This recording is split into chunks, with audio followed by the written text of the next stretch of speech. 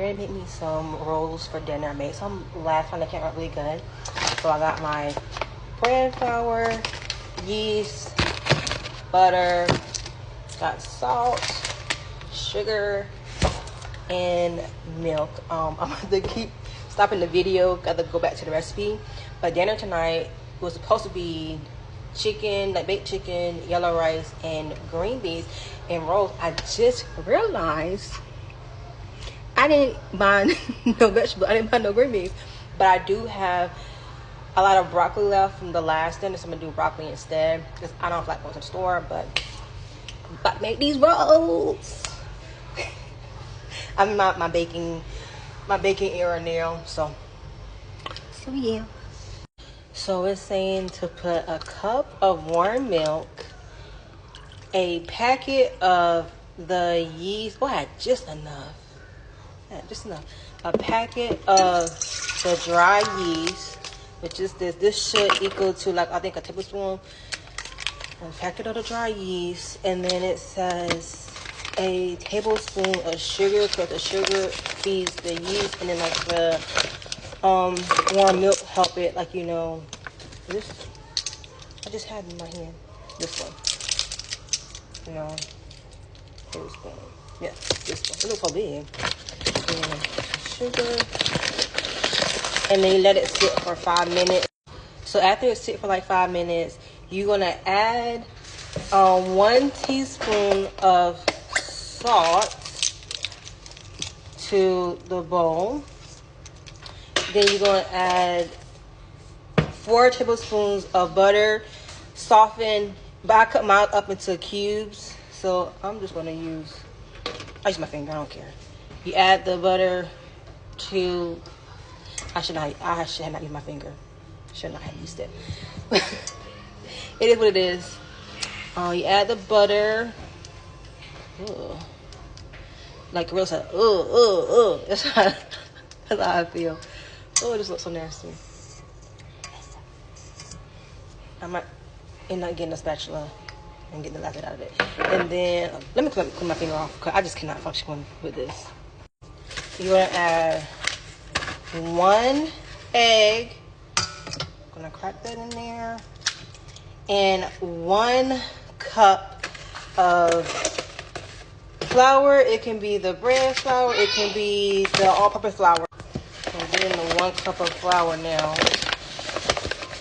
It's better to get a spoon and spoon it to your cup, but I'm being lazy right now. Got me a cup of flour. Gonna dump that in there. And then you're gonna mix. But you need more flour than this, but you just do this a little bit for now to get the batter going, and you add in cup by cup to get your batter the way it's supposed to be. So now we're gonna mix it so you can see. Hold on. Also, you're gonna use this hook here, which is a dough hook that actually like mix and knead the dough. And so I'm gonna put it on. I'm gonna do 2. And you just wanna mix it. And as you mixing it, as you add the dough, you take your spatula and just push the dough. Push it down like that. So we're gonna add 2 more cups of flour, 1 at a time. I like to turn my mixer off and then add it as I go because I don't have one of those things you put over to keep from like splashing. Not splashing, but you get what I'm saying. So I turn my mixer off for like a second to add in each dough. Well, flour. Still gonna be a total of 3 cups. I already put 1 in. I'm gonna add 2 more. And you see how the ball the dough kind of forms? And you just gonna keep kneading until it like it's not sticking to the sides. And when you push it, did I lock it? Yes, lock. Okay. And then when you push it, it bounces back. So you just keep letting it knead. The dough hook is kneading it for you. So it may look crazy, but you're fine. You just keep doing it. Sometimes I'll stop it like this, and I'll just let me come out like that, and I'll get it to where the hook go right back into like the middle, and then I'll put it back on again. And then when you're done, it will look like this, where you kind of can just push it and it bounces back. I reuse the same bowl because I don't have bowls. I'm just nugging on my cooking stuff. So I take it out this bowl, because I can pick it up right now. As you can see, it's easy to touch. I can pick it up at the bowl. And I wash my bowl, then I grease it, I put it back in the middle, and then I cover it with plastic wrap for an hour.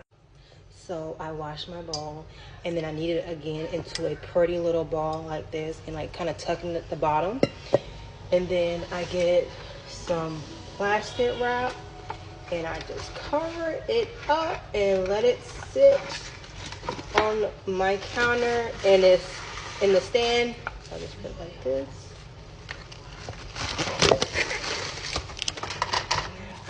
I kind of take it and I pull it.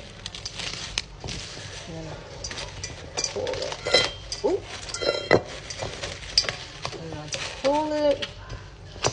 So it's like a tight. So I pull it. So it is a tight.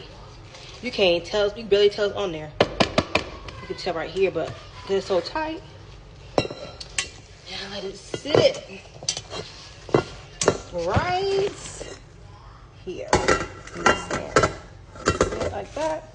I push this back like that and just sit here for an hour, and then it's gonna rise.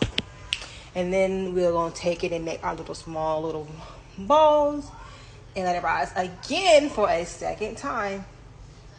And then we're gonna bake.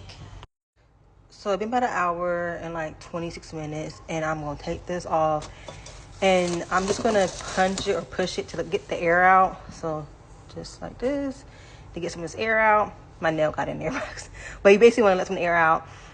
And then I'm gonna take it apart and size it and put it in a pan that I am going to butter and let it sit for another hour to rise again. I'm just gonna take me butter and just butter. Ooh.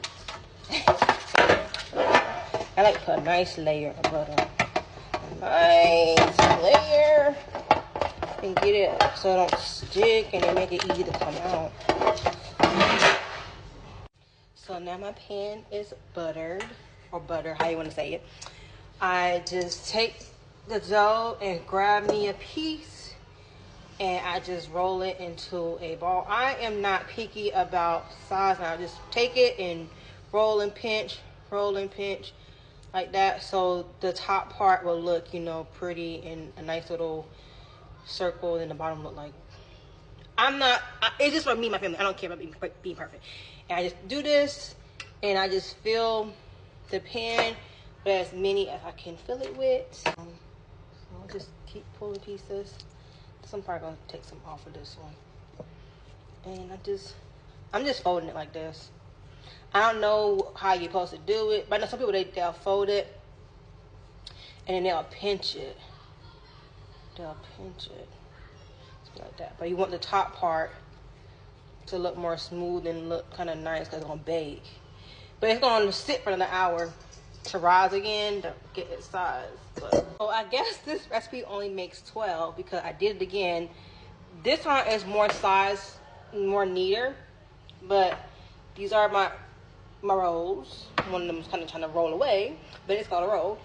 My rolls in a butter pan. Then I'm gonna take me this wrap again and wrap it up, cover it, and let it sit for like another hour, and then gonna bake it like 350 for like, I think like 30 minutes, 20 minutes, 25 minutes. Okay, I don't remember. I'm following the recipe. I'm telling you what I'm telling you guys what I ain't come up with this, basically, like I already said. I just got into baking. So these are the rolls after it rolls for the second time. The oven is now preheating at 350, and I'm gonna bake it for 20 minutes.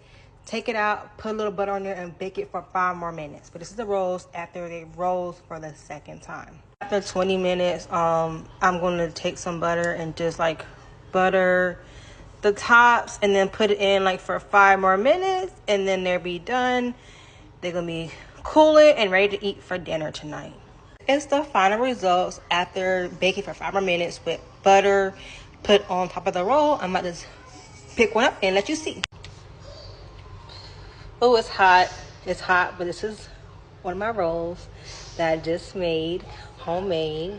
And I'm gonna open it up so you can see it. Ooh, it's hot. Oh, ooh. But you see, I made it from scratch. It's super soft. See? Super soft. Yummy.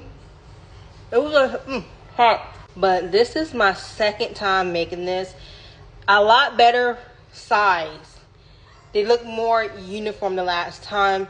But soon I'm be so good at doing this that I don't need a recipe.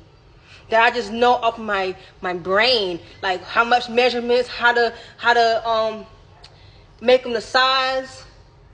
But it's my second time and I love it. I love this whole baking from scratch.